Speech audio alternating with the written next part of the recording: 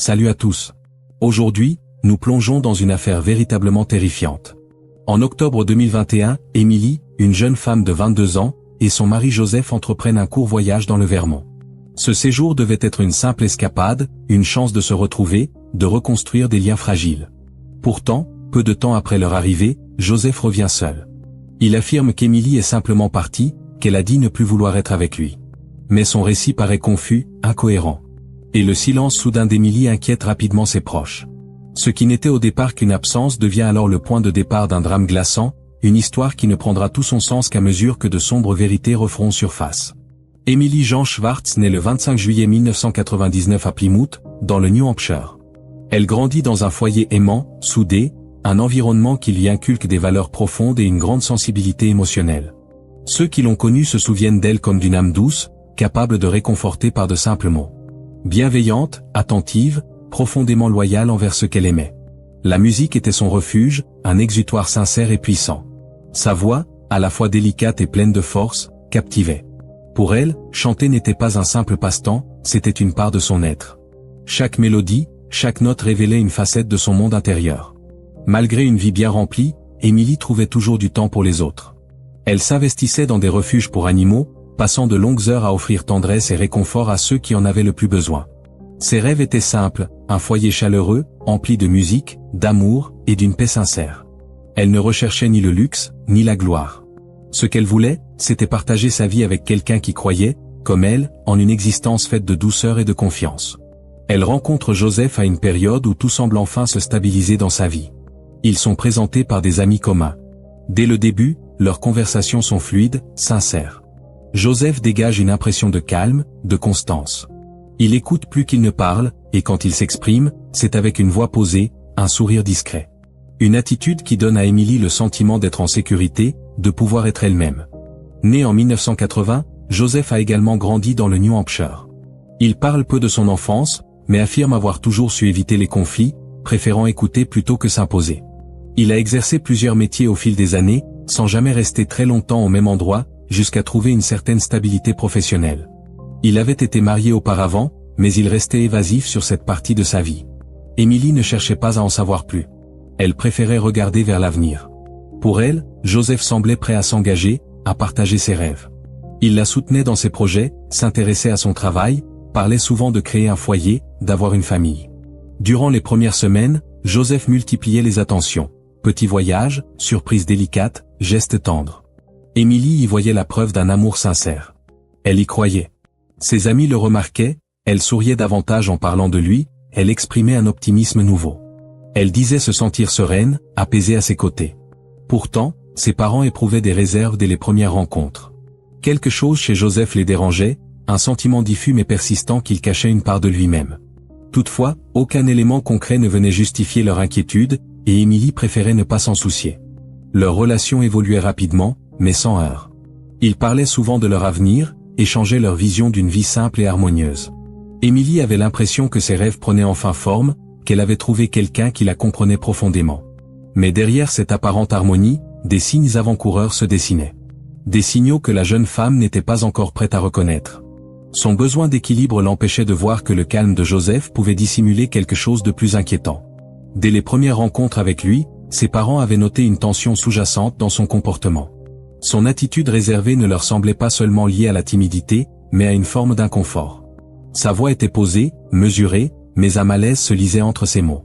Ils avaient la nette impression qu'il ne montrait pas tout, qu'il masquait une part sombre. Une part qu'Émilie, aveuglée par l'espoir, ne percevait pas encore. Quelques mois plus tard, Émilie commence à se confier à ses proches. Elle évoque certaines réactions brusques de Joseph. Parfois, il l'interrompt sèchement, la corrige si elle se trompe. Ses parents l'écoutent, inquiets. Ils perçoivent, derrière ses paroles, une angoisse qu'elle ne dit pas clairement. Émilie, cependant, cherchait rapidement à mettre fin à ces conversations, comme si elle craignait que parler de tout cela n'ouvre la porte à des questions plus profondes, plus douloureuses. Au fil du temps, ces incidents devinrent plus clairs, plus concrets. Elle confia que, lors de disputes, Joseph élevait parfois la voix, la critiquant pour des détails sans importance. Elle minimisait la chose, expliquant qu'il s'agissait seulement de stress, de nerfs passagers. Mais ses parents n'étaient pas dupes. Ils savaient que lorsque des comportements agressifs deviennent récurrents, il ne faut jamais les ignorer. Un jour, Émilie admit qu'au cours d'une dispute particulièrement émotive, Joseph lui avait saisi le bras et l'avait serré violemment. Elle se hâta d'ajouter que c'était un geste isolé, qu'il avait aussitôt regretté son acte. Pourtant, sa voix tremblait. Comme si elle tentait de justifier l'injustifiable, de trouver des excuses à quelque chose qui ne devait jamais arriver. Ses parents ne l'ont pas poussé davantage, mais au fond d'eux, une certitude grandissait. Derrière ce sourire, il y avait de la fatigue, et surtout, de la peur. À chaque tentative discrète d'en savoir plus, Émilie les rassurait. Elle disait que tout allait bien, qu'elle gérait la situation. Ses parents comprirent qu'insister risquait de briser ce lien déjà fragile. Émilie était adulte. Ils ne pouvaient pas s'immiscer davantage dans sa vie sans risquer de la perdre. Il ne leur restait qu'à attendre, espérer qu'un jour elle viendrait leur dire toute la vérité. Mais ses yeux disaient autre chose. Une vérité silencieuse. Une incertitude profonde. Elle voulait paraître calme, mais ses parents voyaient bien que ce n'était qu'une façade. Derrière les portes closes, leur foyer n'était pas un refuge d'amour, mais un lieu où la peur et le contrôle avaient pris racine. Joseph avait peu à peu pris possession de la vie d'Émilie. D'abord sur le plan émotionnel, puis de manière plus directe, plus physique. Il l'isolait, limitait sa liberté, et réagissait par des accès de colère. Il la manipulait jusqu'à lui faire croire que tout ce qui allait mal était de sa faute.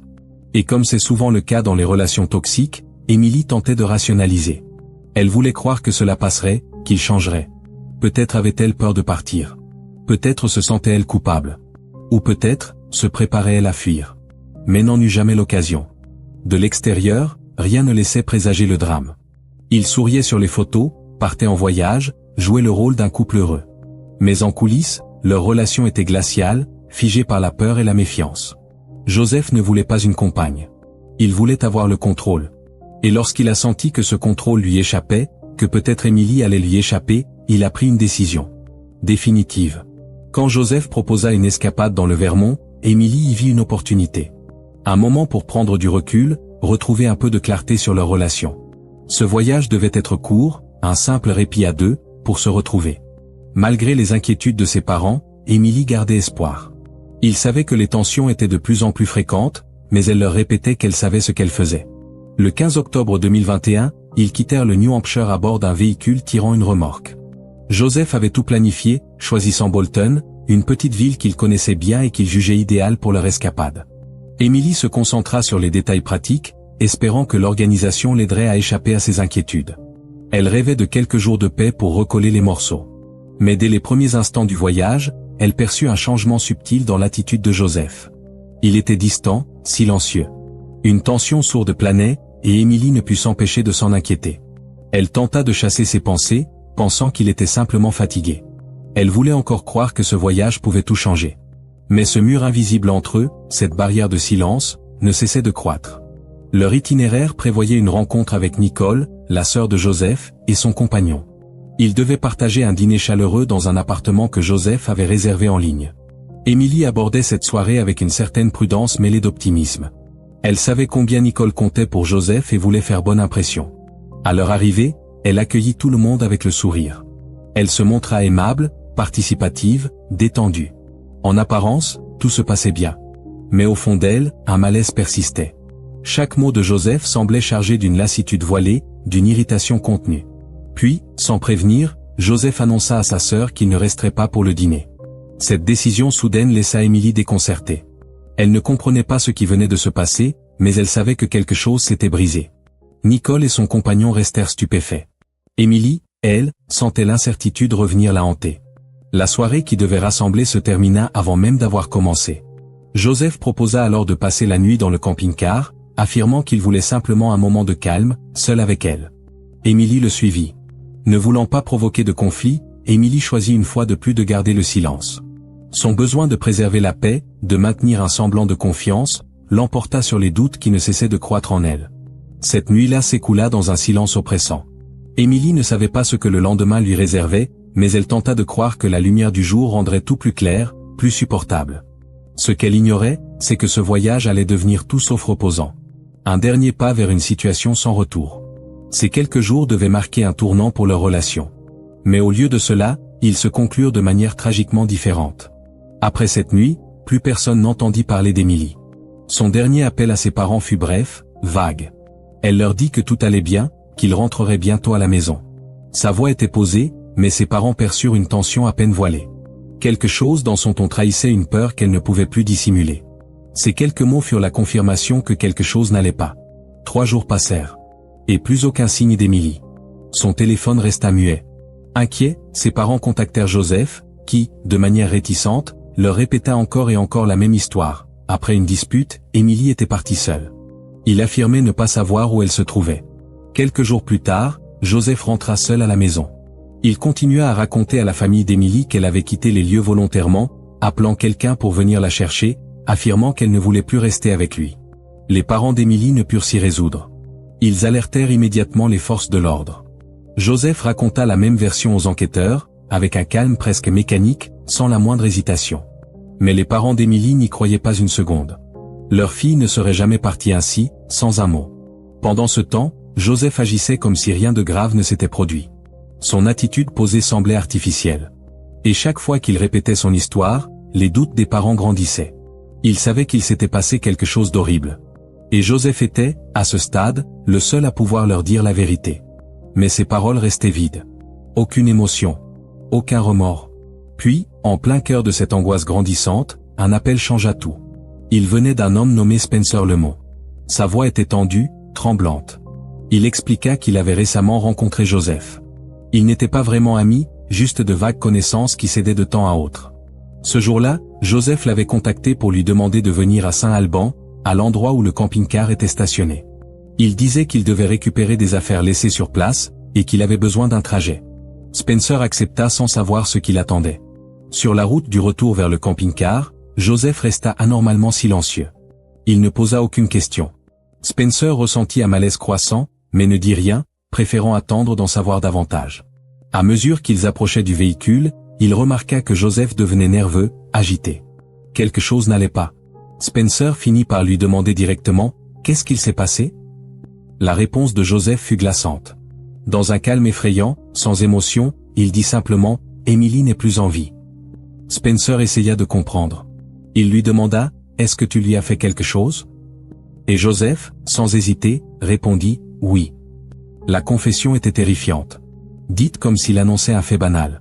À cet instant précis, Spencer comprit qu'il se trouvait aux côtés d'un homme qui venait d'admettre un crime. Son cœur s'emballa, mais il resta calme. Il savait que toute réaction brusque pouvait déclencher l'imprévisible. Il ne posa plus de questions, feignant de coopérer. Dès qu'il en eut la possibilité, il s'éclipsa, monta dans sa voiture et partit en trombe. Peu après, il appela les secours et raconta tout ce qu'il venait d'apprendre. Lorsqu'il s'adressa à l'opérateur, sa voix était précipitée, secouée. Il tenta de se souvenir de chaque mot, chaque détail. Il déclara que Joseph avait avoué la mort d'Émilie et affirmé que son corps se trouvait dans le camping-car. Cet appel devint la première preuve concrète venant briser le récit bien huilé de Joseph. Pour les enquêteurs, ce témoignage changeait tout. Ils avaient désormais une raison légitime de fouiller le véhicule et de convoquer Joseph pour un interrogatoire. Ce qu'ils découvrirent à l'intérieur du camping-car choqua toutes les personnes impliquées. Joseph accepta de se rendre au poste de police. Là, il commença à livrer sa version des faits, une version visiblement pensée pour minimiser sa responsabilité. Il parla d'une relation difficile, de disputes fréquentes. Il prétendit que la dernière altercation, la dispute, selon Joseph, avait commencé sur un détail insignifiant. Il affirma qu'Émilie avait provoqué la tension, qu'elle voulait partir, et qu'il n'avait pas pu l'en empêcher. Au départ, il décrivit l'ensemble comme un malentendu tragique. Mais à mesure que l'interrogatoire avançait, son récit commença à s'effriter. Ses paroles perdaient leur assurance. Lorsqu'on évoqua l'appel de Spencer, Joseph fut contraint d'admettre qu'il lui avait dit la vérité. Cet aveu marqua la première faille sérieuse dans sa version des faits. Les enquêteurs remarquèrent que, malgré ses efforts pour rester calme, ses réponses semblaient récitées, comme si chaque mot avait été longuement répété à l'avance. Il affirma que tout cela était un accident, qu'il n'avait jamais eu l'intention de blesser Émilie. Mais les détectives n'y croyaient pas. Ils savaient qu'il cachait quelque chose.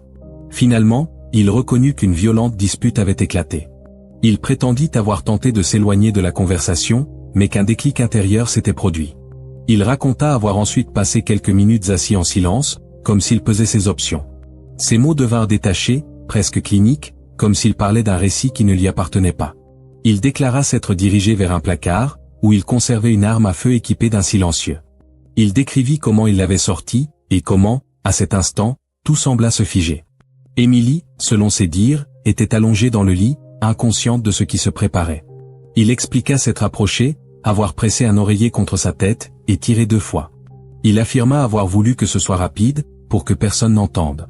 Son ton, glacé, dénué d'émotion, laissait penser aux enquêteurs qu'il ne s'agissait pas d'un geste impulsif.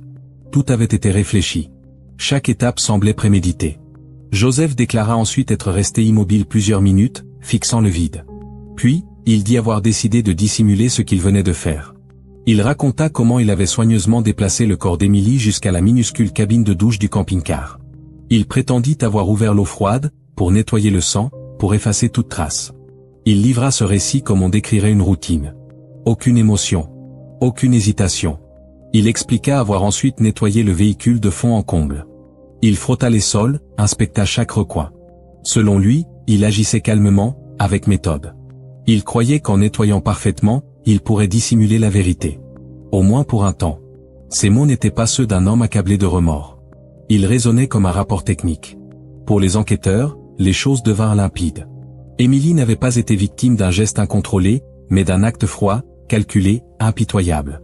Après avoir fini ses préparatifs, Joseph ne s'enfuit pas. Il ne chercha pas à quitter la région, ni à échapper à ses actes. En réalité, les jours qui suivirent furent, d'une certaine manière, encore plus troublants. Plutôt que de s'éloigner de la scène, il resta à proximité. Il retourna régulièrement au camping-car. Là même, derrière une porte close, reposait toujours le corps d'Émilie. Durant la journée, Joseph se comportait comme si de rien n'était. Il discutait avec des connaissances, sortait prendre un café, plaisantait, racontait des banalités. Rien dans son attitude ne trahissait l'horreur qu'il cachait. Aucune panique. Aucun trouble apparent. Il semblait maître de lui, sûr de ses gestes, entretenant l'illusion d'une normalité totale. Dans ce même camping-car, à quelques mètres d'Émilie, il mangeait, buvait son thé, et dormait.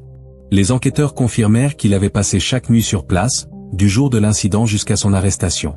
Il n'avait pas tenté de dissimuler le corps ailleurs, ni de trouver un autre refuge. C'était devenu sa routine. Ses comportements révélèrent à quel point Joseph était déterminé à préserver les apparences.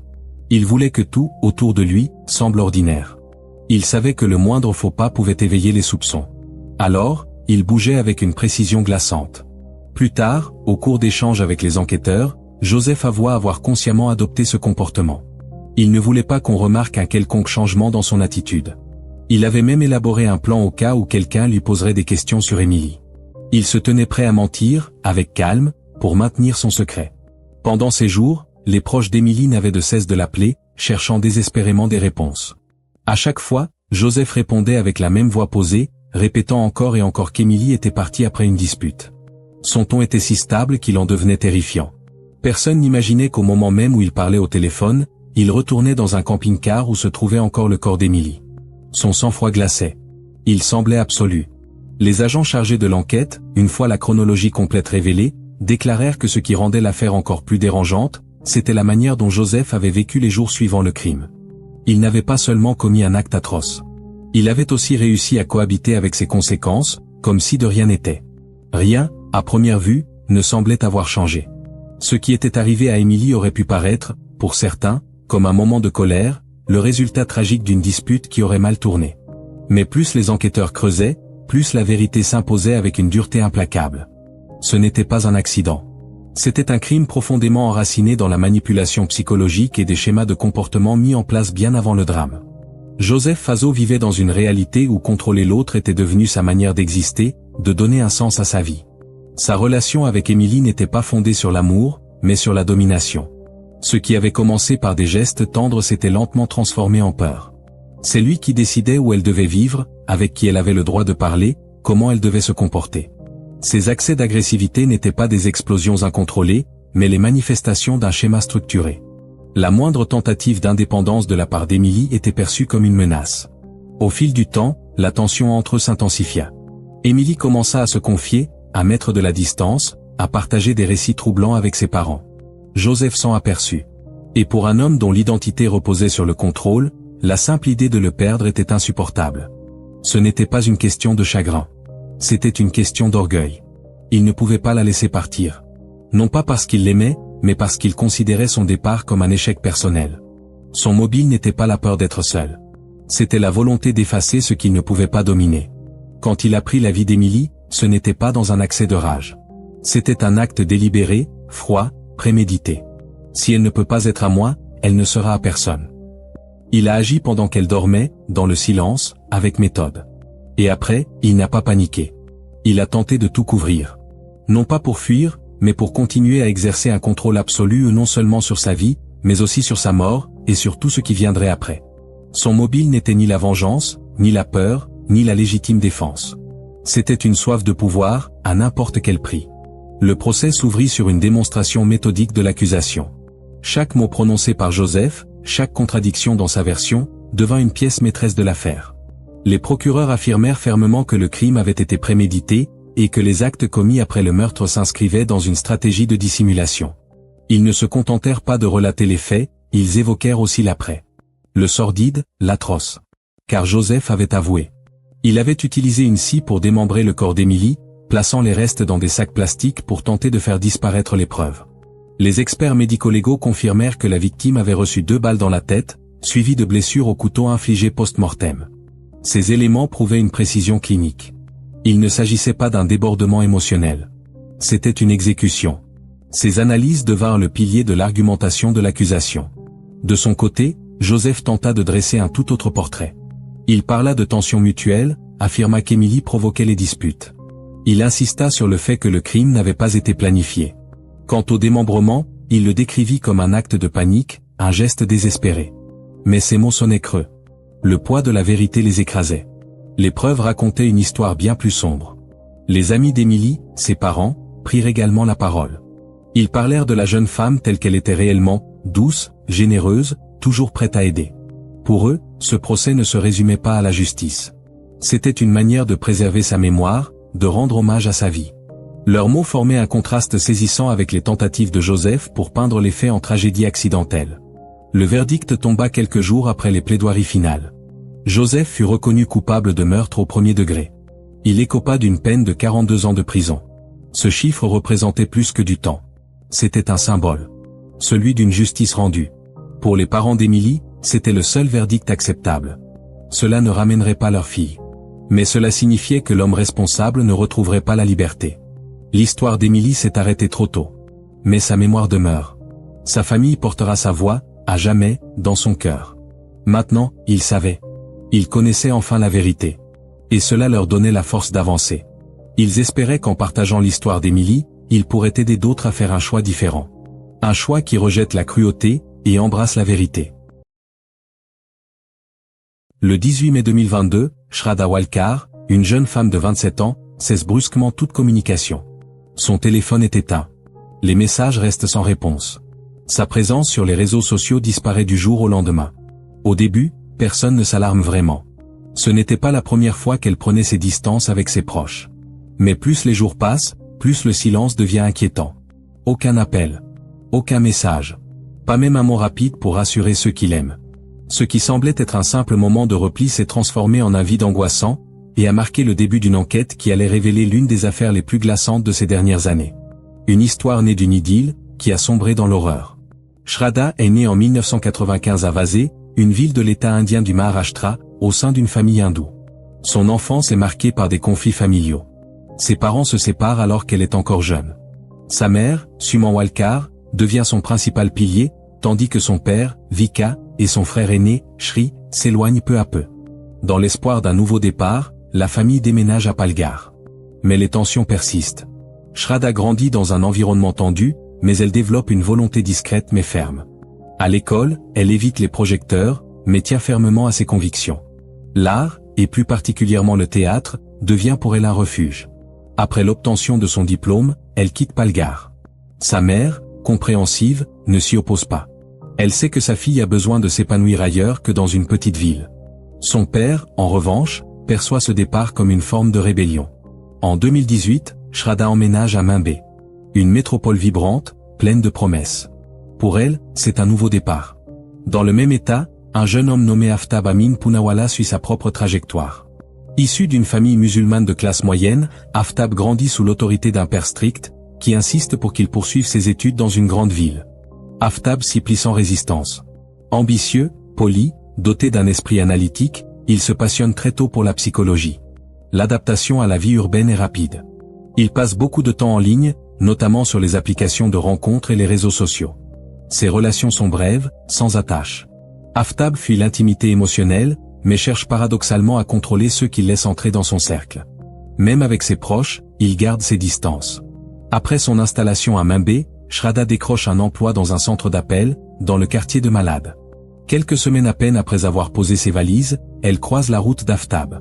Au départ, elle ignore qu'ils viennent tous deux de Vazé, et qu'ils ont même fréquenté des établissements scolaires voisins. Cette coïncidence finit par émerger au fil de leurs échanges, et devient un point d'ancrage. Les souvenirs partagés, les lieux communs, les connexions mutuelles, tout cela facilite les premiers pas d'une relation. Isolée dans une nouvelle ville, Shraddha est en quête de liens humains simples. Aftab, peu sociable de nature, répond néanmoins à ses avances. Ils commencent à discuter pendant leur pause, évoquant le travail, se croisant après leurs horaires. Peu à peu, ils partagent leurs numéros, se promènent, déjeunent ensemble. La relation évolue rapidement, sans accroc apparent. Très vite, Aftab propose qu'ils emménagent ensemble. Il présente cela comme une décision pratique. Les loyers à Mimbé sont exorbitants, et ils passent déjà la majorité de leur temps côte à côte. Shraddha accepte. Elle vient de commencer à gagner sa vie, et cette solution semble raisonnable. Ils trouvent un appartement non loin de leur lieu de travail. Au début, la cohabitation se passe sans heurts. Shraddha garde son emploi et s'investit pour rendre leur espace commun chaleureux. Sur les réseaux sociaux, tout paraît normal, photos de sortie, anecdotes mignonnes dans les cafés. L'image est celle d'un couple épanoui. Ses amis et collègues ne soupçonnent rien. Elle ne se plaint jamais. Au contraire, elle parle d'Aftab avec admiration, un homme calme, posé, qui fuit les conflits. Mais peu à peu, des fissures apparaissent. Aftab devient irritable, surtout lorsqu'il s'agit de poser des limites. Il n'apprécie pas que Shraddha échange trop longtemps avec ses amis, ou qu'elle rentre tard du travail. Parfois, il se referme sans un mot, disparaissant dans le silence pendant des heures. Shraddha essaie d'excuser ses comportements. Elle pense qu'il faut simplement du temps pour s'ajuster à la vie à deux. Mais la tension monte. Aftab élève la voix. Il l'accuse d'être trop dépendante. Ses accès de colère restent rares, mais déstabilisants. À chaque fois, il justifie son comportement, stress, fatigue, pression professionnelle. Shraddha accepte. Elle veut croire que leur relation est en construction, que tout cela fait partie du processus. À mesure que leur quotidien s'installe, entre factures partagées, tâches ménagères et moments de détente, un glissement discret s'opère. L'un des deux commence lentement à prendre le dessus sur l'autre. Les signes sont imperceptibles. Mais le contrôle, lui, s'installe. La communication restreinte, la manipulation émotionnelle, tout cela s'installe lentement, insidieusement. Pourtant, tant que les apparences restent intactes, Shraddha continue de croire qu'elle garde le contrôle. Elle ne voit pas encore que les fissures, à peine perceptibles, annoncent un effondrement bien plus grave. Au début de l'année 2019, la relation semble entrer dans une phase de stabilité. Ils vivent toujours ensemble, pour Shraddha, cela prend la forme d'un engagement sérieux. Un jour, elle décide qu'il est temps d'en parler à sa famille. Mais l'annonce de sa relation interreligieuse provoque une onde de choc. Sa mère, Suman Walkar, est la première à réagir et sa désapprobation est immédiate. Elle ne peut accepter le choix de sa fille. Shraddha est hindou. Aftab, lui, vient d'un milieu musulman. Dans leur communauté, ce genre d'union est mal vu. Suman craint l'impact que cela pourrait avoir sur l'ensemble de la famille. Shraddha, pourtant, reste ferme. Elle explique avoir pris cette décision en toute conscience. Elle dit faire confiance à Aftab. Mais plus elle défend leur relation, plus les pressions familiales s'intensifient. Sa mère en appelle alors à Vika Walkar, le père de Shraddha, pourtant distant depuis des années. Sa réaction est encore plus dure. Il exige qu'elle mette un terme à cette relation et qu'elle rentre immédiatement à la maison. La discussion se termine sur un ultimatum. Le conflit devient frontal, amer. Shraddha refuse de céder. Elle estime que sa famille tente de diriger une vie qui ne leur appartient plus. Elle rejette leurs injonctions et va jusqu'à déclarer qu'elle ne se considère plus comme membre de la famille. Elle coupe tout contact, parents, frères, tous supprimés de ses messageries. Numéros bloqués. Appels ignorés. Elle abandonne même publiquement son nom de famille. Au travail, avec ses amis, elle évite tout sujet lié à ses proches. La transition, de l'attachement émotionnel à l'isolement total, se fait rapidement. Sa famille tente bien de renouer, par le biais de connaissances communes, mais Shraddha ne répond plus. Elle ne participe plus aux événements familiaux. Elle ne rejoint plus aucune discussion. Dans son esprit, Aftab est désormais le seul repère. Le seul lien qui compte encore. Le reste du monde est exclu de sa confiance. En apparence, elle agit avec assurance. Mais la réalité intérieure est tout autre. Elle devient entièrement dépendante d'une relation qu'elle voit comme son unique ancrage. En décembre 2019, un événement vient troubler cette conviction. Sa mère, Suman, tombe gravement malade. Malgré la distance, malgré les rancunes, elle tend la main. Elle appelle sa fille, une dernière fois. Sa voix est brisée d'angoisse. Elle supplie Shraddha de quitter Aftab, de revenir à la maison, de recommencer à zéro. Dans ces mots résonne une inquiétude profonde, presque prophétique. Shraddha écoute. Elle remercie sa mère pour son inquiétude, mais reste sur ses positions. Ce sera leur ultime échange. Un mois plus tard, Suman meurt. Ce décès marque un tournant. Le frère de Shraddha tente de reprendre contact. En vain. Shraddha l'ignore. En réalité, cette perte renforce encore plus son attachement à Aftab. Sa mère n'est plus là. Les ponts sont coupés avec le reste de la famille. Elle est désormais seule. Isolée. Et le seul lien qui lui reste, manque cruellement de solidité. Mais Shraddha refuse de le voir ainsi. Pour elle, Aftab est le seul à ne pas l'avoir abandonné. Début 2020, leur quotidien à Mumbai s'installe dans une routine morne. Shraddha travaille toujours, et assume à elle seule la majorité des dépenses. Aftab passe de plus en plus de temps à la maison. Il dit traverser une période difficile, incapable de trouver un emploi stable. Ses habitudes changent. Il consomme régulièrement des substances récréatives, commande de la nourriture en livraison, dépend entièrement du revenu de Shraddha. Peu à peu, elle puise dans ses économies pour couvrir les frais du couple. Puis, un jour, Shraddha fait une découverte troublante. Aftab est actif sur des applications de rencontres. Elle reconnaît son profil encore en ligne. Elle le confronte immédiatement. Il élude. Il prétend que c'est un ancien compte qu'il a oublié de désactiver. Lorsqu'elle en reparle plus tard, il retourne la situation contre elle. Il l'accuse de paranoïa. De vouloir tout contrôler. Il dit qu'elle l'étouffe avec sa jalousie. Ces mots ébranlent Shraddha. Aftab sait retourner les situations, inverser les rôles, faire naître la culpabilité. Après un nouvel épisode tendu, Aftab supprime l'application. Mais quelques semaines plus tard, Shraddha découvre un nouveau profil, sur un autre téléphone. Même discours, un simple bug. Un malentendu. Pour se faire pardonner, il promet de changer, de passer plus de temps avec elle. Des promesses, qui ne durent jamais. Quelques mois plus tard, Shraddha le surprend avec une autre femme. Il travaille alors sur un emploi temporaire. La confrontation est immédiate. Une nouvelle dispute éclate. Encore une fois, Aftab retourne la faute contre elle. Le point de rupture arrive une nuit. Aftab reçoit un appel. Une voix de femme, claire, intime, perce à travers le haut-parleur. Shraddha demande des explications. Mais Aftab perd le contrôle. Il hurle. L'insulte. La saisit brutalement par les bras. C'est la première fois qu'il lève la main sur elle. Il s'excuse. Jure que cela ne se reproduira plus. Un dérapage isolé, dit-il. Shraddha ne dit rien. À personne. Ni à ses amis, ni à ses collègues. Elle fait comme si rien ne s'était passé. Mais cela ne s'arrêta pas là. Les agressions devinrent plus fréquentes. Il criait. Il la bousculait. Il attrapait ses vêtements avec violence. Parfois, tout partait d'une simple question, d'un mot mal choisi, ou d'une tentative de Shraddha de poser des limites. Elle tenta de rationaliser. Elle se disait qu'il était sous pression, qu'il ne savait pas gérer son stress. Lui parlait d'anxiété, d'émotions qu'il n'arrivait pas à exprimer. Et elle continuait d'y croire, car l'alternative, l'idée qu'il puisse tout simplement être dangereux, était bien plus terrifiante. À ce stade, Shraddha n'avait presque plus rien. Ses économies s'étaient évaporées. Tout ce qu'elle gagnait servait à payer le loyer, la nourriture, les médicaments, les besoins du quotidien. Aftab ne contribuait en rien. Pourtant, elle trouvait toujours une excuse pour le défendre. Elle pensait pouvoir l'aider, le sortir de cette passe difficile. Et tout cela, dans un isolement total. Shraddha ne confiait rien à personne. Elle ne demandait pas de soutien.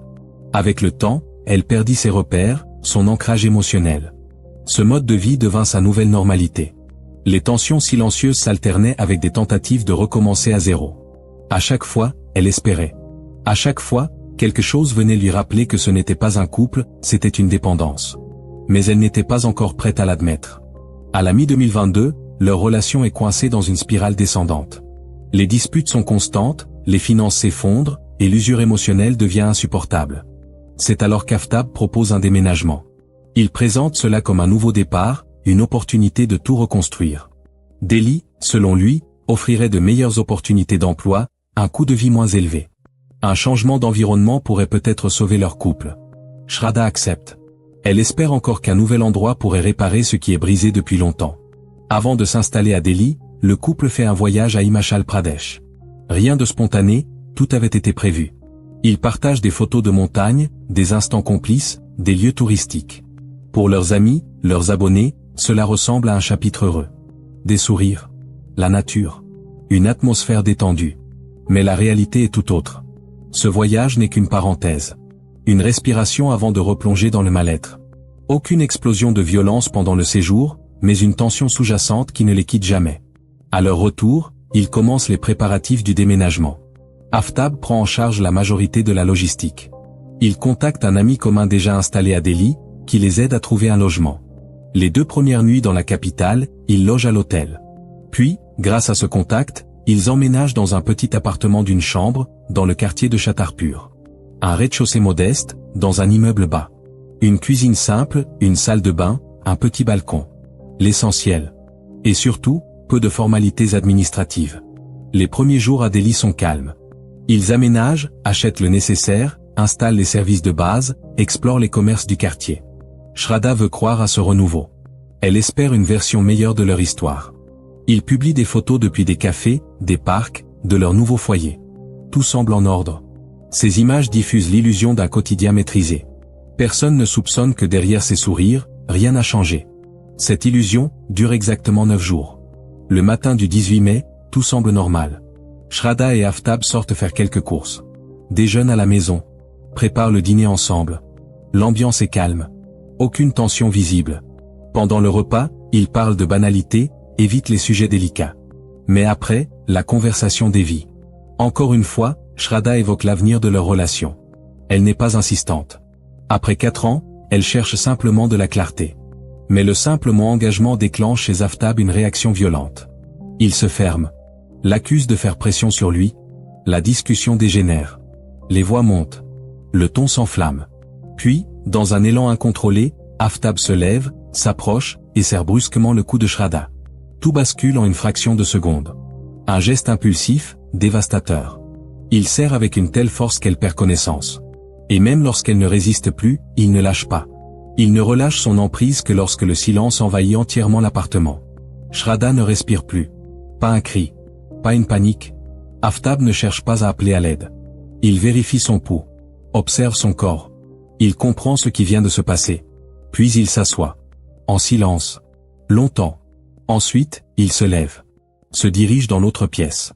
Et referme la porte derrière lui. Dans ses premières heures, rien. Il ne nettoie pas. Ne se lave pas. N'élabore aucun plan. Il se contente de dormir. Aucun signe de culpabilité. Aucune peur. Juste un calme glacial, presque inhumain. Le corps de Shraddha reste là, dans la pièce, toute la nuit. Et Aftab ne contacte personne. Il ne quitte même pas l'appartement. L'appartement était silencieux. Les voisins n'ont rien entendu. Aucun cri. Aucun bruit suspect.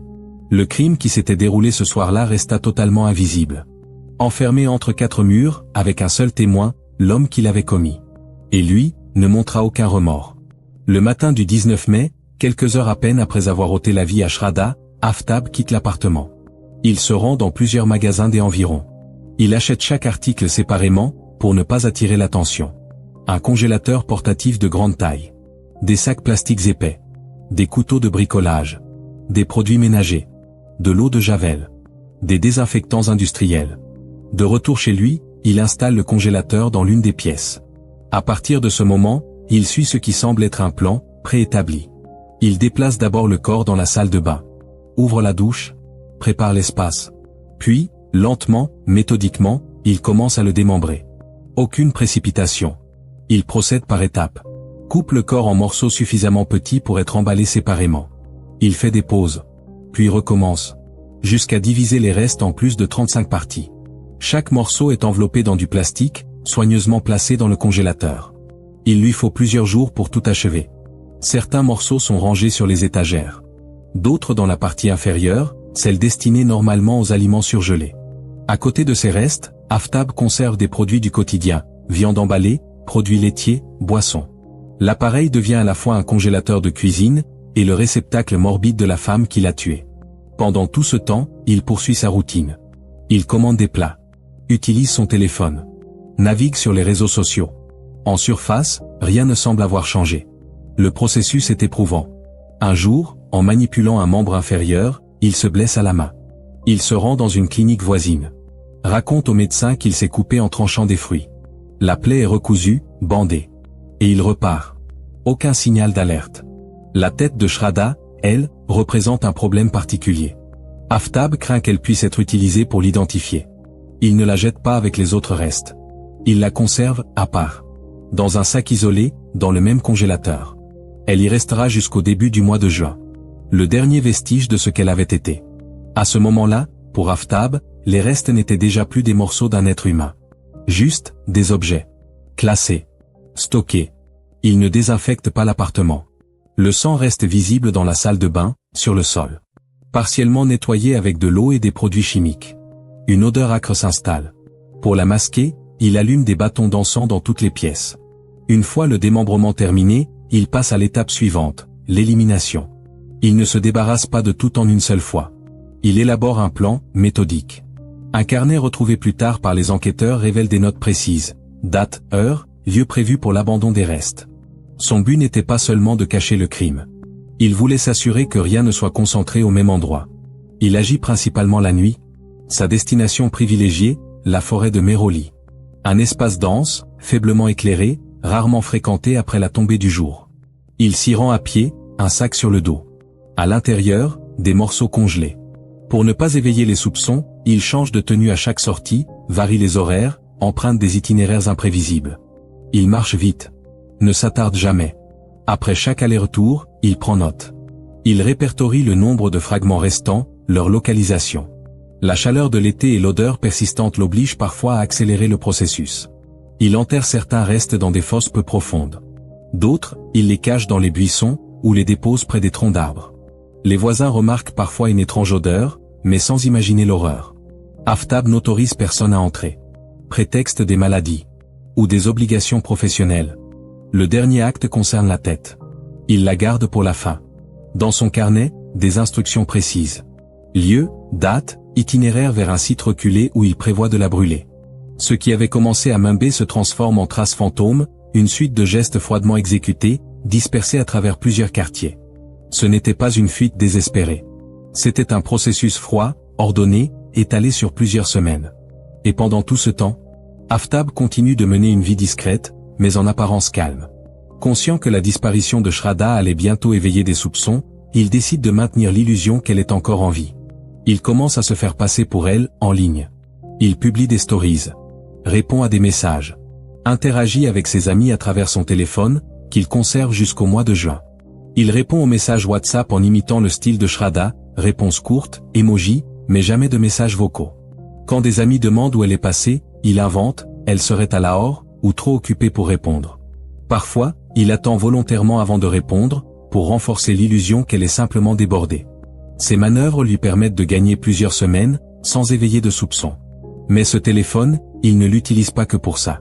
Il l'emploie aussi pour vider son compte en banque. Il transfère 54 000 roupies, sur son propre compte.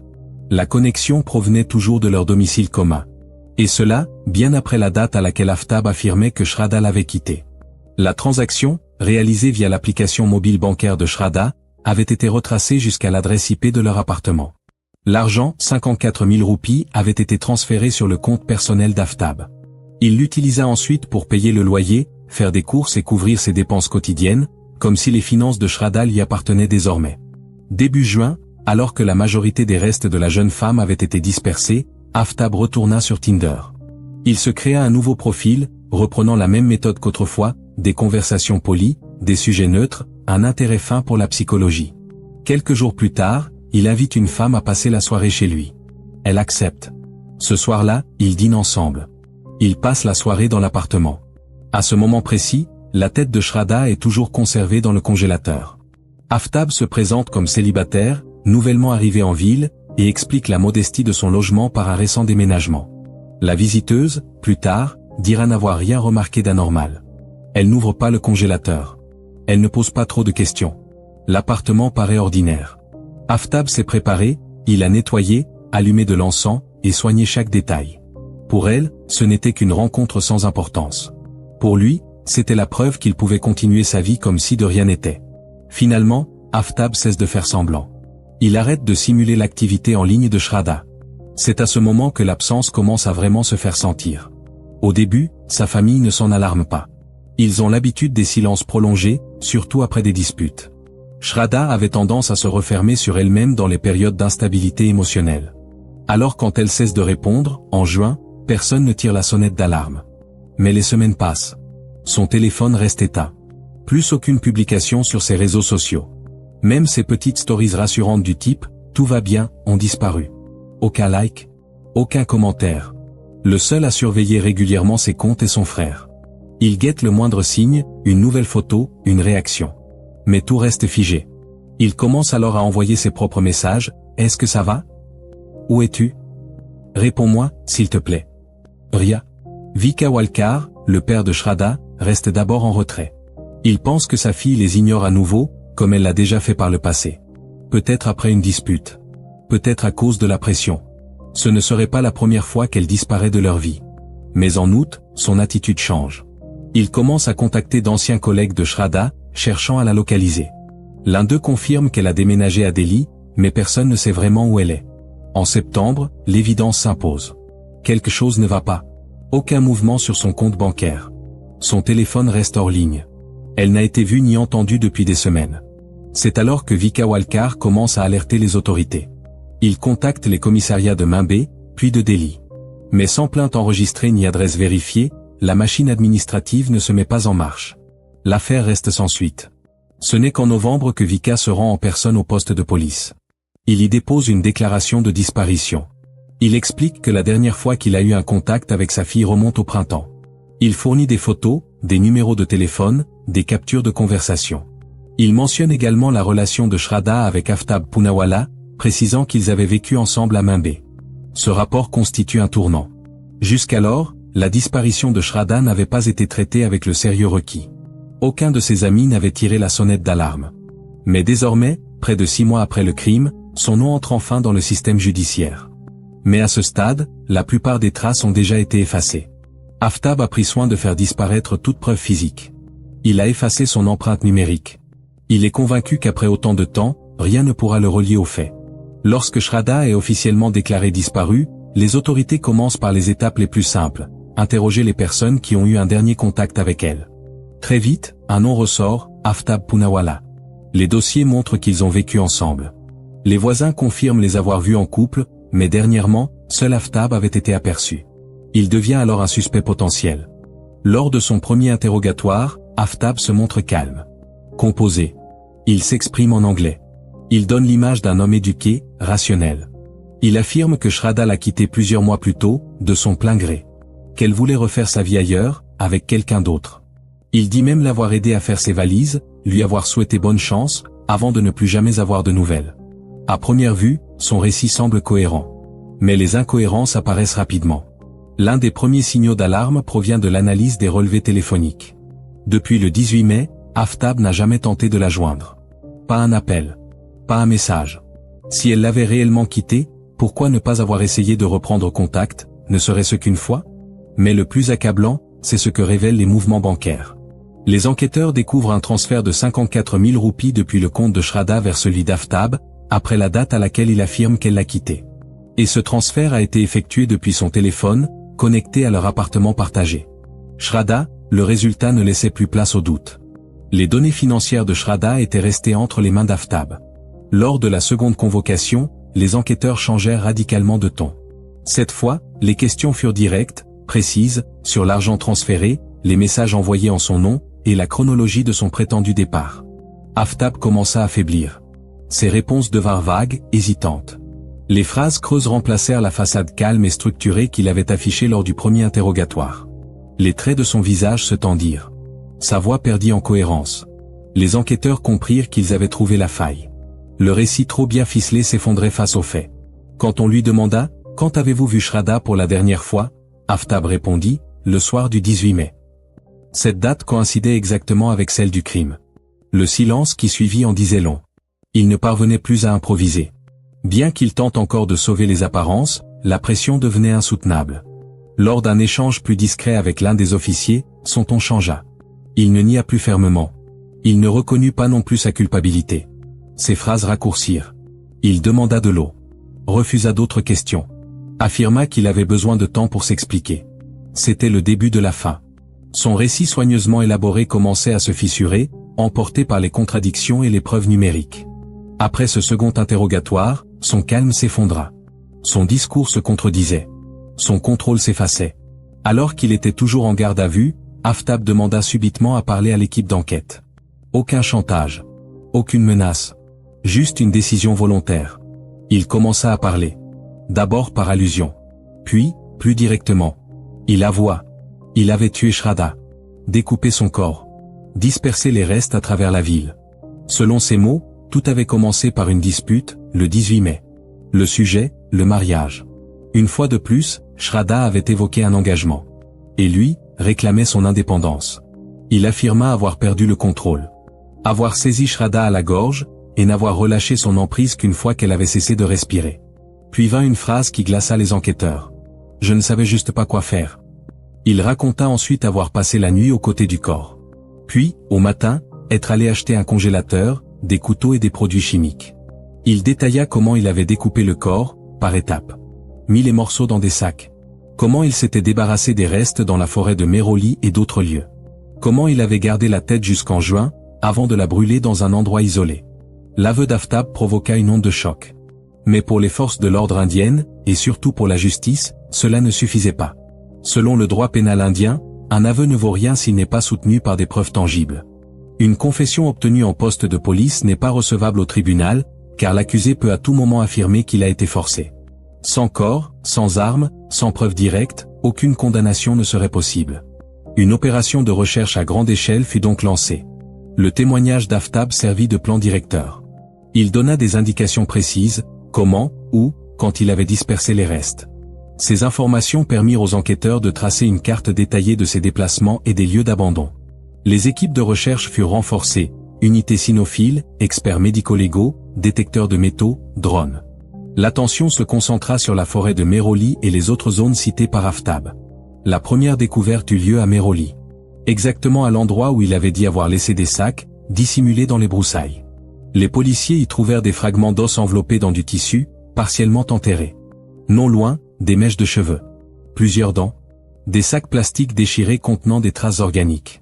Dans les jours suivants, d'autres restes furent découverts, une mandibule, des côtes, des ossements dispersés. Tous furent envoyés pour analyse. Parallèlement, l'appartement fut fouillé de nouveau. Malgré ces tentatives de nettoyage, les balayages UV révélèrent des micro-traces de sang sur le sol et les murs. Les enquêteurs mirent également la main sur un manche de couteau, un sac de produits chimiques, et des fragments de plastique fondus dans les canalisations de la salle de bain. Tous ces éléments furent soumis à des analyses biologiques. L'une des preuves clés fut trouvée à l'intérieur même du congélateur. Des traces de tissu humain. Des dépôts graisseux absorbés dans la paroi en plastique. Les résultats de laboratoire indiquèrent une origine organique. Pris séparément, ces indices n'étaient pas décisifs. Mais ensemble, ils renforçaient considérablement la théorie des enquêteurs. Le moment décisif arriva avec les tests ADN. Les enquêteurs recueillirent un échantillon de l'ADN du père de Shraddha. Certains des fragments osseux retrouvés à Mehrauli révélèrent des marqueurs génétiques proches de ceux de sa famille. Il en alla de même pour les cheveux et les dents. Les experts prirent soin de formuler leurs conclusions avec prudence. Mais tous parlaient d'une forte probabilité que les restes appartiennent bien à Shraddha Walkar. Combinée aux aveux et aux traces numériques, l'affaire de Shraddha Walkar devint enfin juridiquement exploitable. Ce qui stupéfia même les enquêteurs les plus chevronnés, ce ne fut pas uniquement la confession d'Aftab, mais les raisons qu'il donna pour justifier ce qui avait suivi. Il admit que ses gestes avaient été intentionnels. Calculés. Exécutés étape par étape, avec un objectif clair, faire disparaître toute preuve. Il n'était pas paniqué. Il était méthodique. Son principal motif? La peur d'être arrêté.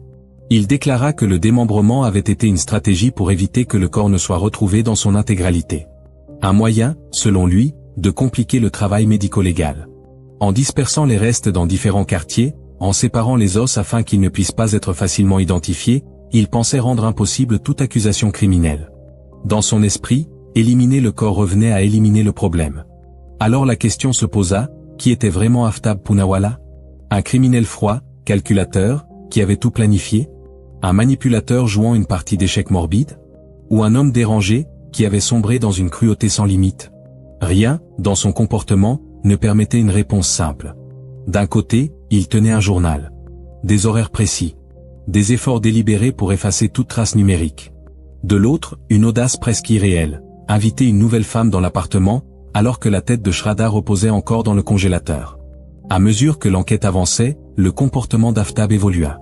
Il se replia sur lui-même. Refusa de manger. S'enferma dans le silence.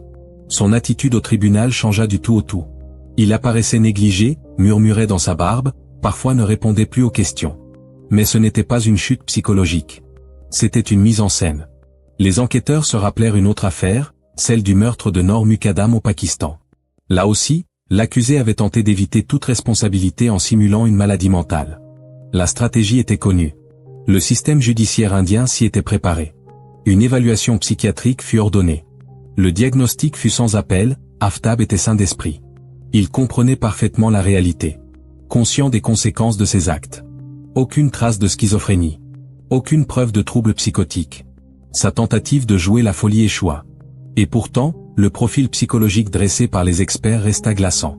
Un haut degré d'autocontrôle. Un narcissisme marqué. Une absence totale d'empathie. Une tendance claire à la manipulation. Il n'était pas instable. Il était méthodiquement glacial. Ses gestes ne venaient pas d'un désordre mental, mais d'un raisonnement froid et implacable. Avant le crime, aucun signe extérieur ne laissait présager l'horreur. Pour ses connaissances, il était discret, réservé, sans histoire. Il se confiait peu. Tenait les autres à distance. Ne construisait aucun lien profond. Au travail, dans la vie de tous les jours, aucune explosion de violence. Aucun signal d'alerte. Mais dans sa relation avec Shraddha, l'histoire était tout autre. Des signes de contrôle, d'agression, d'instabilité émotionnelle, que la jeune femme cachait à tous. Le comportement d'Aftab après le crime attira encore plus l'attention. Pendant plusieurs jours, il vécut aux côtés du corps. Il dormait. Il mangeait. Utilisait le même réfrigérateur, celui où il conservait ses restes. Les enquêteurs lui posèrent la question, « Vous avez vraiment mangé dans le même espace où se trouvaient ses restes ?» Sa réponse fut glaçante, « J'avais bien scellé. » Il n'y avait ni odeur, ni dégoût. Aucune émotion. Aucun remords. Juste, une normalité sinistre. Au moment de son arrestation, les autorités disposaient d'un dossier solide. Des preuves numériques. Biologiques. Un aveu étayé par des détails précis, des extraits de journal, des itinéraires, des lieux identifiés, des restes retrouvés. L'opinion publique suivit l'affaire avec une colère croissante. Il ne s'agissait plus seulement de réclamer justice, mais de réclamer des changements. Pour que d'autres, vivant sous l'emprise de relations toxiques, soient entendus à temps. Pour que des parents, malgré les conflits, ne perdent pas leur fille à jamais.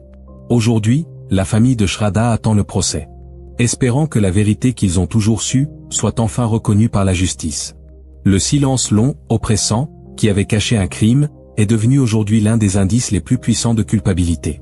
Au 4 avril 2025, le procès est toujours en cours. Aucune date de verdict n'a encore été fixée.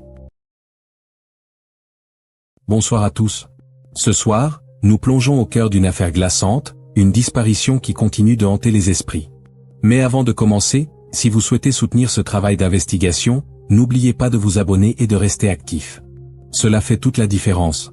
Merci infiniment pour votre soutien. Tout commence dans la nuit du 25 au 26 novembre 2022, dans la paisible commune française de Praek, nichée dans le département des Deux-Sèvres. Ce village tranquille, d'ordinaire étranger aux tragédies, allait devenir le théâtre d'un mystère effrayant. Ce soir-là, un jeune couple disparaît sans laisser la moindre trace. Leslie Hurelbeck, 22 ans, et Kevin Trompa, 21 ans. Rien ne laissait présager ce qui allait suivre. Ce jour-là, Leslie et Kevin étaient arrivés à Praek avec une intention simple et innocente. Profiter de quelques jours de repos loin de l'agitation, retrouver des amis, se ressourcer. Une parenthèse, une pause bien méritée dans une vie de jeunes adultes en construction. Mais au lever du jour, tout bascule. Leurs affaires personnelles sont toujours là. Aucun signe de lutte. Mais Leslie et Kevin se sont volatilisés. Que s'est-il réellement passé cette nuit-là? Quel secret se cache derrière les façades calmes de cette commune rurale? Ce récit va vous dévoiler les zones d'ombre d'une affaire qui a bouleversé une communauté tout entière. Leslie Hurelbeck était originaire d'une petite ville voisine de Praek. Elle y avait grandi, entourée de l'amour de sa famille. Son enfance, marquée par la chaleur maternelle, était remplie de souvenirs heureux. Sa mère, toujours présente, l'avait encouragée à cultiver ses passions. Mais à la mort de cette dernière, Leslie avait vacillé. C'est son frère jumeau qui l'avait alors aidé à garder le cap, à se reconstruire, à ne pas sombrer. Leur lien était indéfectible, fusionnel, presque télépathique. Ils partageaient tout, les peines, les joies, les secrets. Leslie était une jeune femme solaire, dotée d'une rare empathie. Elle savait créer des liens, briser les silences, comprendre les autres sans jugement. Son amour pour les animaux était connu de tous. Son chien, Onyx, n'était pas simplement un compagnon, c'était une extension d'elle-même. Elle disait souvent qu'il ressentait ses émotions mieux que quiconque. Refusant l'inaction après ses études, Leslie avait décidé de lancer sa propre entreprise de peinture intérieure. Ce projet, elle y avait mis toute son énergie, toute son âme. Peu à peu, les clients s'étaient multipliés. Elle en était fière. Ce n'était pas seulement un gagne-pain, c'était son indépendance, sa victoire personnelle. Kevin Trompa, lui, avait grandi dans un contexte bien plus difficile. Son père, incarcéré durant son enfance, avait laissé un vide immense. Très tôt, Kevin avait dû devenir un pilier, un soutien pour sa famille. Il dissimulait ses blessures derrière une volonté farouche de ne pas faillir. Malgré les épreuves, il était resté doux, bienveillant, tourné vers les autres. Il aimait la nature. S'évader. Marcher. Respirer. Il passait de longues heures à faire du vélo, à explorer les forêts environnantes, à rêver d'une vie simple et libre. Ce rêve, il l'avait matérialisé en achetant un vieux fourgon Mercedes Sprinter. Il avait commencé à l'aménager lui-même, avec l'espoir d'un jour partir sur les routes, travailler à distance, vivre autrement. Le destin de Leslie et Kevin s'est scellé lors d'une soirée organisée par un ami commun, Tom Trutt. Une rencontre sans prétention. Quelques échanges banals. Mais rapidement, quelque chose de profond s'est créé. Leslie parlait de son entreprise, Kevin évoquait ses projets nomades. Ils se sont reconnus, sans artifice, dans leurs ambitions, leurs doutes, leur sincérité. Leur histoire d'amour a pris racine rapidement. En quelques semaines, ils étaient inséparables. Chaque instant libre, ils le passaient ensemble. Ils rêvaient, faisaient des projets, imaginaient des voyages. Leslie adorait le fait que Kevin partage sa passion pour les animaux. Kevin, lui, admirait sa franchise, sa force intérieure. En novembre, ils décidèrent de s'offrir un court séjour. Un break. Et c'est Prague qu'ils choisirent. Une bourgade de Nouvelle-Aquitaine, à peine plus de 2000 habitants. Un lieu calme, apaisant. Le plan était simple, passer une nuit sur place, puis filer à Bordeaux, une ville qu'ils rêvaient de découvrir ensemble. Pour cette nuit du 25 novembre, ils séjournèrent chez deux amis, Tom Trutt et Nicolas Renaud. Les maisons de ces derniers n'étaient séparées que d'une dizaine de mètres. Ce soir-là, ils arrivèrent à Prague, déposèrent quelques effets personnels chez Tom, puis se rendirent chez Nicolas, accompagnés comme toujours par Onyx, leur fidèle chien. Ils n'avaient pris que le strict nécessaire, quelques vêtements, quelques objets. L'ambiance chez Nicolas était détendue. Un peu de musique, quelques verres, des conversations sans urgence. Leslie et Kevin semblaient sereins, légers. Ils parlaient de leurs projets, riaient. Rien n'indiquait le moindre trouble. Nicolas les avait accueillis avec chaleur, et selon ses dires, la soirée s'était déroulée dans une totale normalité. Vers 3 heures du matin, le couple décida de rentrer dormir chez Tom. Nicolas leur proposa de rester, mais ils déclinèrent poliment. Ils préféraient dormir dans la maison où leurs affaires se trouvaient. Onyx trottinait à leur côté. Leslie ne se séparait jamais de lui. Ce départ, en apparence anodin, marqua pourtant le début d'un cauchemar. Car ce fut la dernière fois que quelqu'un les vit vivants. Chez Tom, tout était resté intact. Leurs vêtements, leurs effets personnels, chaque objet à sa place comme figé dans le temps. La maison ne se trouvait qu'à une dizaine de mètres de celle de Nicolas. Il semblait donc évident qu'ils allaient y arriver sans encombre. C'est vers 3 heures du matin que Leslie, Kevin et leur chien Onyx quittèrent calmement la maison de Nicolas pour regagner celle de Tom. Ce fut la dernière fois qu'ils furent aperçus vivants. Ils n'arrivèrent jamais chez Tom. Rien ne laissait deviner une fuite ou un départ précipité. Leurs affaires n'avaient pas bougé. Leur absence, dès les premières heures du matin, plongea leurs proches dans l'incompréhension. Leslie et Kevin ne donnaient plus signe de vie, un silence assourdissant totalement incompatible avec leurs habitudes. C'était alarmant, inquiétant. Et cela n'avait rien d'un simple malentendu. Nicolas raconta aux enquêteurs que la soirée avait été calme, détendue. Aucun comportement étrange, aucun signe avant-coureur. Quand les gendarmes fouillèrent la maison de Tom, rien ne les alerta, pas de traces de lutte, pas d'objets déplacés, aucun indice apparent. Tout semblait indiquer que Leslie et Kevin avaient quitté les lieux avec l'intention de revenir très vite. Et pourtant, ils n'étaient jamais revenus. C'est ainsi que débuta une enquête qui allait, de jour en jour, s'enfoncer dans une complexité inattendue. Leur famille le savait, Leslie et Kevin n'auraient jamais disparu de leur plein gré, sans avertir personne. Leslie était inséparable de son frère jumeau, avec qui elle échangeait quotidiennement. Kevin, lui, informait toujours ses proches de ses moindres déplacements. Rien, dans leur comportement, n'indiquait une fuite volontaire. Dans un premier temps, les enquêteurs envisagèrent malgré tout la possibilité d'un départ spontané. Mais très vite, cette hypothèse fut balayée par les familles. Aucune affaire n'avait été emportée. Aucune trace ne laissait supposer un projet de départ. Les deux jeunes avaient laissé derrière eux tout ce qui leur était précieux. Face à cette disparition inexpliquée, les forces de l'ordre mirent en place une vaste opération de recherche.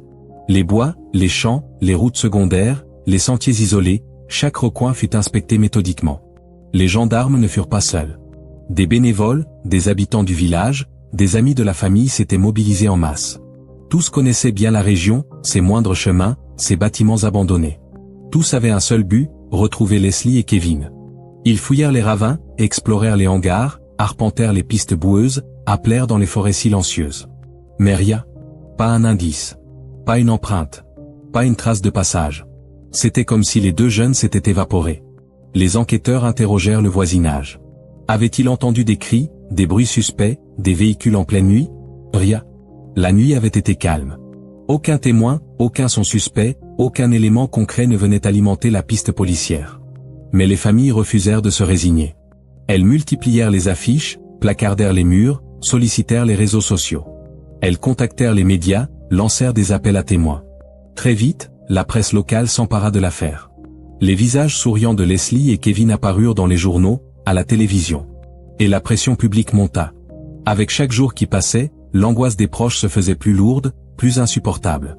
L'idée que Leslie et Kevin aient pu s'éloigner de leur plein gré devenait de moins en moins plausible.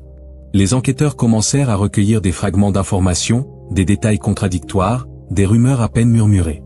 Mais rien de concret ne permettait de faire avancer l'affaire. Puis survint un élément troublant. 12 heures après la dernière apparition du couple, une activité fut détectée sur le téléphone de Leslie, dans la ville de Niort, à environ 15 km de Prague. Les forces de l'ordre dépêchèrent aussitôt une équipe sur place. Ils interrogèrent les riverains, inspectèrent les itinéraires possibles. Mais aucun témoin. Aucun signal. Le néant. 3 jours plus tard, une nouvelle alerte fut enregistrée. Cette fois, c'est le téléphone de Kevin qui se manifesta, à Foura, une station balnéaire située à plus de 80 km du point de départ. L'inquiétude grandit. Ces téléphones avaient-ils été déplacés par une tierce personne? Les enquêteurs élargirent le périmètre de recherche, interrogèrent les habitants de Foura, passèrent la zone au peigne fin. Mais là encore, aucune piste tangible. Après cela, le silence. Les deux téléphones cessèrent toute activité. Les enquêteurs perdirent leur dernier lien avec le couple. C'est à ce moment que l'enquête prit un tournant décisif. Le 8 décembre, un employé d'un centre de traitement des déchets à Puyraveau contacta les autorités. Il avait découvert, au fond d'une benne, plusieurs objets personnels liés à Leslie et Kevin. Parmi eux, le pass de voyage de Kevin, des vêtements appartenant à Leslie, ses outils de travail, et même sa trousse de maquillage. Des objets intimes, essentiels, qu'aucun des deux n'aurait abandonnés sans raison. Les familles, alertées, identifièrent immédiatement les affaires. C'était bien à eux. À cet instant précis, toute notion de départ volontaire fut écartée. Quelque chose de grave s'était produit. Quelqu'un avait voulu faire disparaître les traces. Et la police en était désormais convaincue, il ne s'agissait plus d'une disparition, mais d'un acte criminel. À la mi-décembre 2022, l'enquête prit un virage brutal. Ce qui avait commencé comme une disparition inquiétante devenait une affaire bien plus sombre. Les enquêteurs recentrèrent leur attention sur Tom Trullet, l'ami de Leslie et Kevin, celui qui leur avait offert l'hospitalité et qui figurait parmi les dernières personnes à les avoir vus vivants. Tom fut convoqué à plusieurs reprises, afin de préciser la chronologie des événements et de vérifier la cohérence de ses déclarations. Dans un premier temps, il affirma avoir quitté Prague le soir du 25 novembre pour se rendre à une fête dans la commune voisine de la Crèche, et ne pas être revenu avant l'aube. Mais très vite, la technologie vint contredire ses propos. Les données de géolocalisation extraites de son téléphone révélèrent une toute autre réalité. Tom était resté à Prague toute la nuit. Ce décalage entre ses déclarations et les preuves numériques éveilla immédiatement les soupçons. Pourquoi mentir sur un détail aussi fondamental? En fouillant plus en profondeur, les enquêteurs mirent la main sur des échanges de messages entre Tom et Leslie. Un SMS en particulier, envoyé à 2h53 du matin par Leslie, attira leur attention. Elle y mentionnait ne pas se sentir bien, après avoir consommé une substance fournie par Tom lui-même. Ce message devint une pièce maîtresse du dossier. Jusqu'alors, Tom n'en avait jamais parlé. Ces nouveaux éléments changèrent radicalement la nature de l'enquête. Le 28 février 2023, Tom Trullet fut arrêté. Les autorités le soupçonnaient désormais d'avoir joué un rôle central dans la disparition du couple, voire d'être impliqué dans quelque chose de bien plus grave. Rapidement, l'étau s'élargit. 2 amis proches de Tom, Nathan Bad et Enzo Chalet, furent également placés en garde à vue. Ils habitaient tous deux à proximité du lieu où les affaires de Leslie et Kevin avaient été découvertes. Leur lien avec Tom, et leur présence dans la zone, renforça les soupçons des enquêteurs. Et lors des premiers interrogatoires, une vérité glaçante commença à émerger. Nathan et Enzo étaient bien plus impliqués qu'ils ne le laissaient entendre. Tout indiquait qu'ils avaient été à Prague la nuit du drame. La thèse d'un incident isolé devenait de moins en moins crédible. Le 2 mars, un 4e homme fut arrêté, Stéphane Mathieu, une autre connaissance du groupe. Tous partageaient des liens étroits avec Tom. Tous connaissaient Leslie et Kevin. Tous avaient été vus ensemble à plusieurs reprises.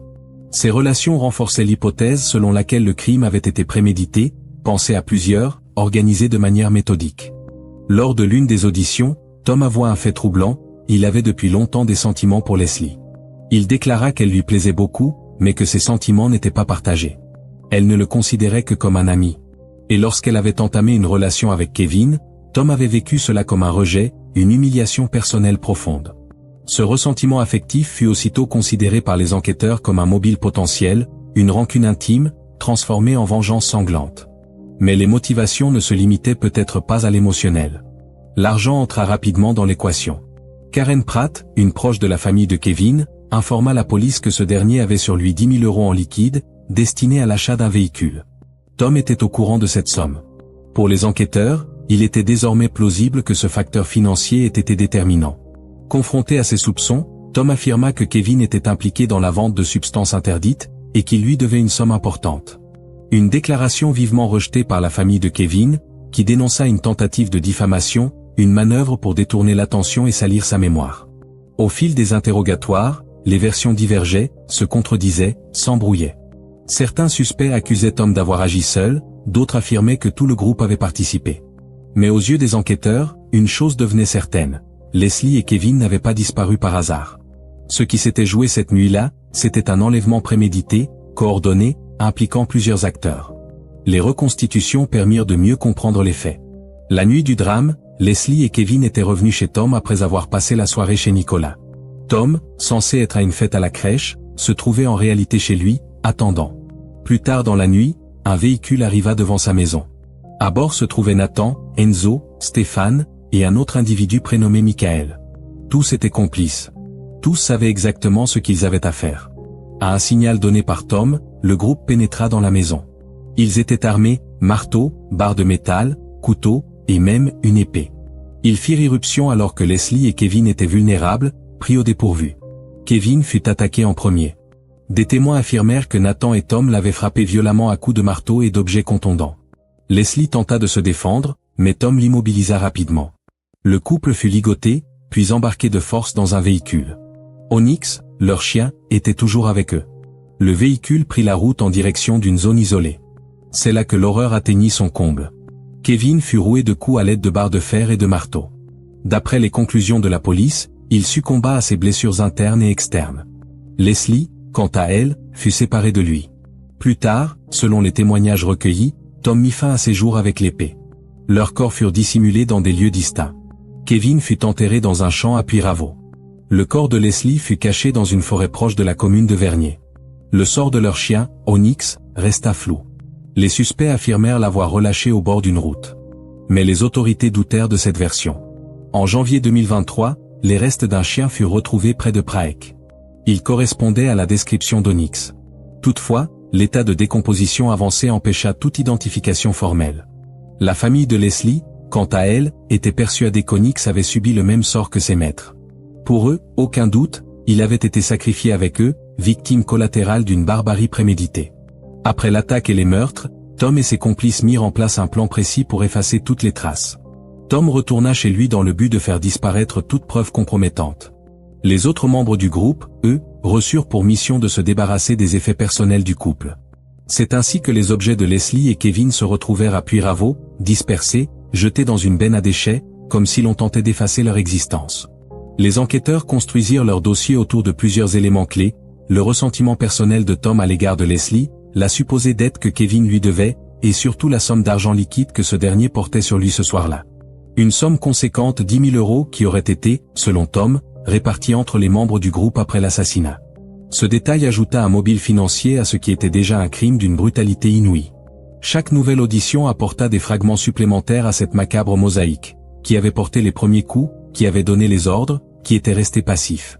Mais les témoignages se contredisaient. Certains affirmaient que tout le monde avait participé à l'agression, d'autres désignaient seulement Tom et Nathan comme les principaux agresseurs. Ces contradictions compliquèrent l'enquête, mais n'en changèrent pas la nature, l'attaque avait été préméditée. Tom avait abusé de la confiance de Leslie et Kevin pour les attirer dans un piège. Ses amis l'avaient aidé à mettre en œuvre ce plan d'une violence méthodique. Chaque geste, chaque déplacement de cette nuit-là devint une pièce à conviction, un élément pour reconstituer l'impensable. Lorsque les autorités retrouvèrent les corps de Leslie Hurlbeck et Kevin Trompa, ils étaient enterrés dans 2 lieux différents. Le 3 mars 2023, les restes de Kevin furent découverts dans un champ, près de la commune de Puyraveau, à environ 90 km de Prague. Le lendemain, le 4 mars, le corps de Leslie fut localisé dans une zone boisée proche de Vernier, à quelques kilomètres à peine de l'endroit où Kevin avait été retrouvé. Les 2 sites de sépulture étaient situés dans des endroits isolés, difficiles d'accès. Les enquêteurs comprirent immédiatement qu'il s'agissait d'une tentative évidente pour dissimuler les preuves. Les médecins légistes furent dépêchés sur les lieux dès la découverte des corps. Leur mission était claire, déterminer les causes exactes de la mort et les circonstances qui l'entouraient. Les examens révélèrent que les corps se trouvaient dans un état avancé de décomposition. Pourtant, les signes d'une extrême violence demeuraient visibles. Les experts relevèrent de multiples fractures osseuses, des contusions étendues sur l'ensemble du corps. D'après leurs conclusions, ces blessures avaient été infligées à l'aide d'objets métalliques, barres de fer, battes de baseball, marteaux lourds. L'autopsie révéla également des plaies profondes, compatibles avec l'usage d'une grande lame, possiblement un couteau de chasse ou une machette. Tous ces éléments confirmaient que Leslie et Kevin avaient été soumis à un passage à tabac d'une brutalité sauvage, exécuté avec une cruauté sans retenue. Le rapport médical détermina que la cause de la mort, dans les 2 cas, était une hémorragie massive, due à une combinaison de traumatismes internes et de blessures externes. Les spécialistes s'accordèrent sur un point crucial, le couple avait été tué dans la nuit même de leur disparition. Concernant d'éventuelles agressions sexuelles, aucun indice ne fut relevé sur le corps de Leslie. Cette absence conforta l'hypothèse des enquêteurs, le mobile du crime n'était pas d'ordre intime, mais bien l'élimination délibérée du couple. Le rapport médico-légal souligna également la présence de marques de contention. Des éraflures aux poignets et aux avant-bras indiquaient que Leslie et Kevin avaient probablement été attachés ou maintenus de force avant l'attaque.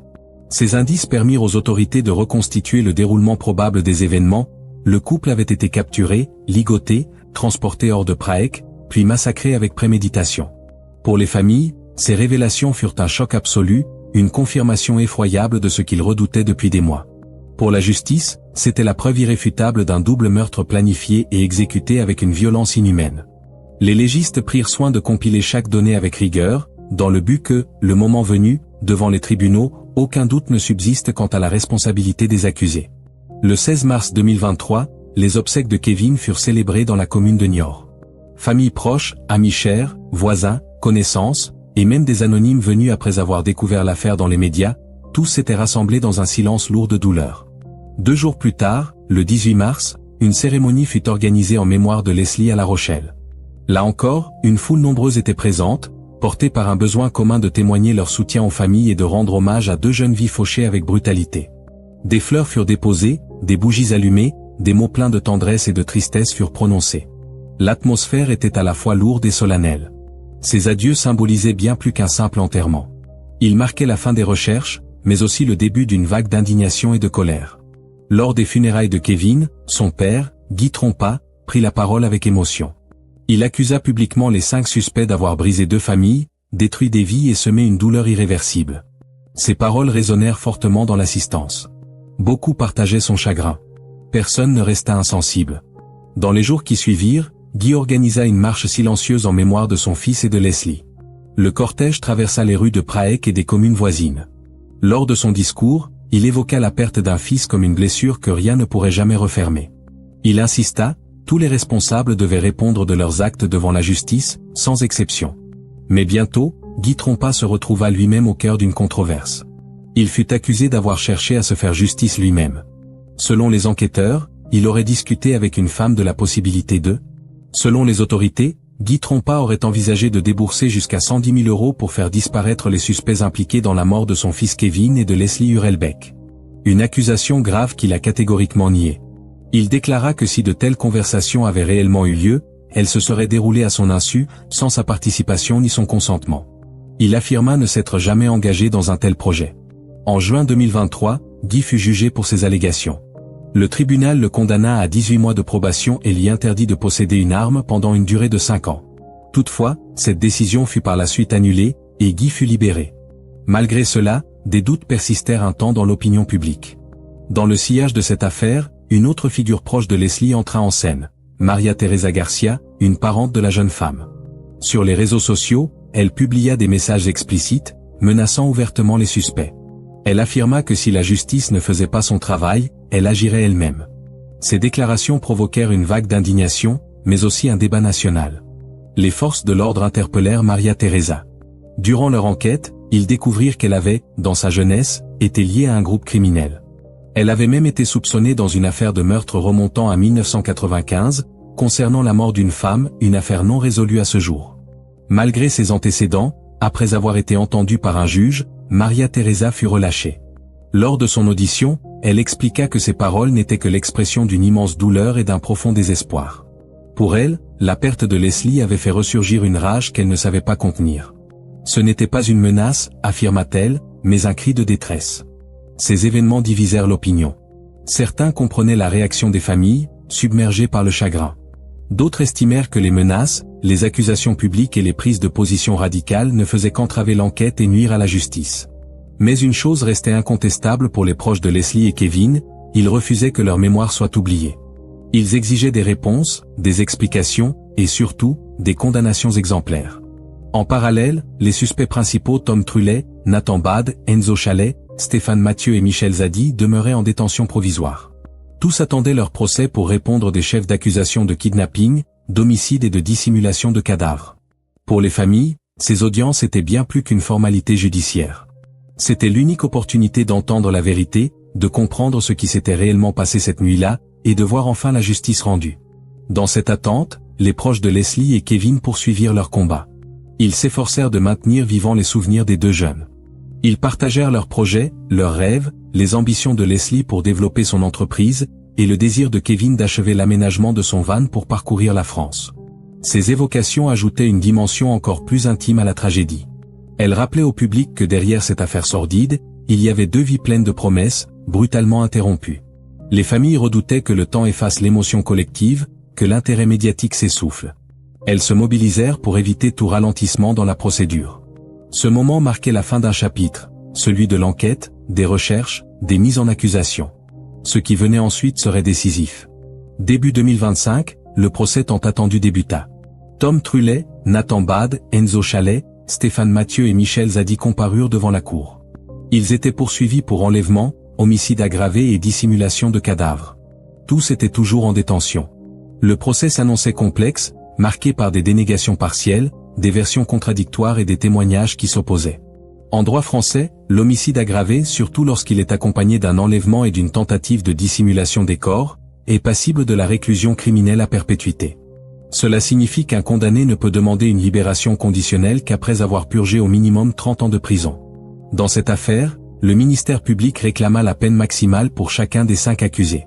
Les procureurs insistèrent sur la gravité extrême des actes, sur la préméditation, la brutalité des violences infligées, et le caractère collectif de l'agression. La Cour devait désormais examiner l'ensemble du dossier, analyser chaque témoignage, chaque expertise, chaque élément de preuve. Le verdict serait rendu à l'issue de cette étude approfondie. Ce jugement, attendu avec angoisse et espoir, représenterait le moment de vérité. Pendant ce temps, les familles de Leslie et Kevin continuaient de patienter. Un espoir tenace les animait, que justice soit rendue, que ceux qui avaient brisé leur monde paient enfin pour leurs crimes.